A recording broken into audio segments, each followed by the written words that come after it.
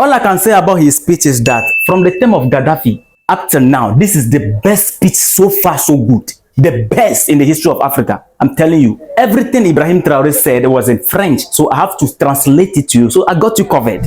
Respect, family. I don't know about you, but all I can tell you right now is that I'm the most happiest on the continent of Africa. You will understand after this video.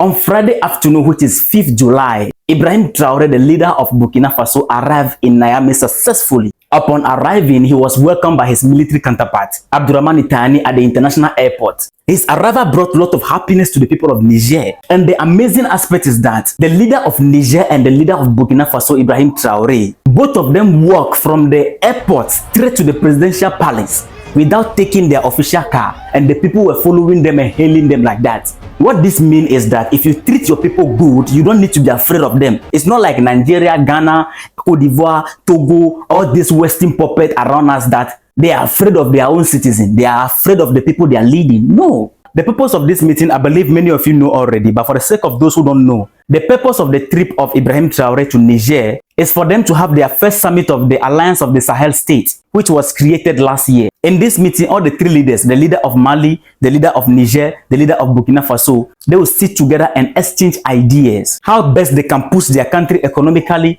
how best they can defend their country from terrorist attack, how best they can develop their nation. This meeting is not like the usual one that our leaders have been going to go and pack dollar in their pocket, to go and beg the oppressors to give them money, to go and disgrace us over there and be sleeping. Some of them will be sleeping at the meeting and they will capture it and then be showing us. That is not what the meeting is about. This meeting is about value of the people. The first summit of the Alliance of the Sahel States. And do you know the amazing thing? Ibrahim Traore gave a very wonderful speech at the meeting. He addressed some issues. Lovely people, you need to subscribe to the channel and then hit the like button. Everything Ibrahim Traore said was in French, so I have to translate it to you. So I got you covered. All I can say about his speech is that from the time of Gaddafi up till now, this is the best speech so far, so good. The best in the history of Africa. I'm telling you. Ibrahim Traore pointed out that ECOWAS is an organization of modern slavery. Guys, without wasting your time, let's get into the speech. To the oppressor, in regards to their own economic survey, Niger is the poorest, Mali is the poorest, Burkina Faso is the poorest. And we have been classified among the least. Very well. Okay, let's agree we are poor. But when it is time to take our responsibility and we ask these masters to leave our place, why don't they want to leave? If we take the case of Niger, for more than 40 years, some countries have been exploiting uranium to produce energy in their country. From Ottawa all the way to Paris, the street is clear. There is light everywhere. But in Niger, it is darkness that serves us. When you go on our state, our soil are punctured on all sides to search for precious metals such as gold. But often, there is not even a single accessible route to area where they mine gold in the country, let alone basic social services. That is why we have decided to revolt and take the destiny of our country into our own hands. There are many other examples, but after taking this decision, and well, we were approached by some modern slaves who came to us to give us the message of their masters because they had created this kind of polymer chain. He is referring to ECOWAS. Because they had created this kind of polymer chain to raise the head of our state, in quote, our leaders, to raise the head of our state to serve them. We came to break the chain, and this is inconceivable for them, meaning they can't get it. So they approach us and ask us to get into the ranks, to be part of the elite that must lead Africa, because they have one trained and formatted elite that they must follow, which is embedded in that chain. You and I must understand that he's talking about the chain of colonialism. We refused to return to their ranks and therefore began the austerity. To those who don't understand austerity, austerity simply means difficult economic condition created by government or individual. So in example, we can say the country was subjected to solid economic austerity. Now let's go. They sent several mercenaries and trainers to our zones. This agent went down to the Sahel to carry out barbarism. They launched attack against our population with the hope to revolt our people against us. In addition to those attacks on the ground, They also launched the attack of communication, which is the narrative control. The manipulation, the biased information are fully loaded. But the people of the Sahel have now understood. They have now understood everything, and never again can they manipulate them. They know where they come from, they know what they are doing, and they know where they are going.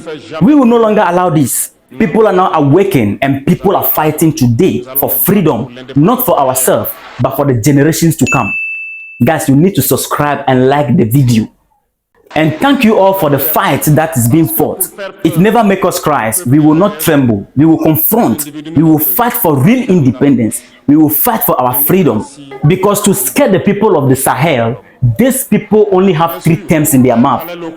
Listen: democracy, freedom, and human rights. Of course, their local values are only elected in democratic process, which they believe is free and transparent according to their values. What could be more normal that they want to impose this on us because they are the one who edit the rules? Okay, farewell.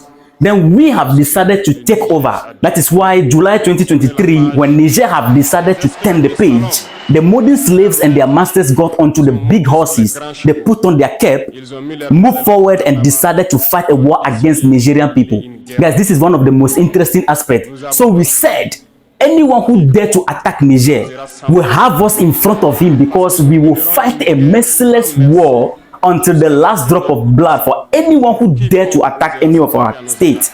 This word, this decision we had yesterday is relevant today and will be relevant tomorrow and forever.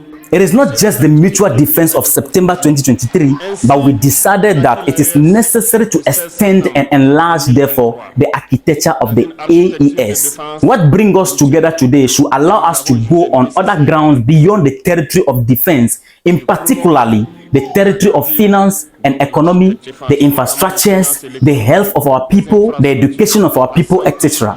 So I hope this moment is for us one history we will write together, for not only the AES, but especially for Africa and for the whole world. May God inspire us in this task entrusted to us. And above all, when we do our work, let's have only one thing in mind: the supreme interest of our population. On this we pray again, good God to accompany us in all our different tasks and to protect our fighters, who because of them we are able to sit here to exchange ideas. Be therefore appreciative, the people of Niger. Be united and be supportive, the people of the AES. Then he ended by saying, the fatherland or death. Guys, this is fire speech. Launch your comment. Let me see what you think about this speech. I'll be loading part 2. Respect.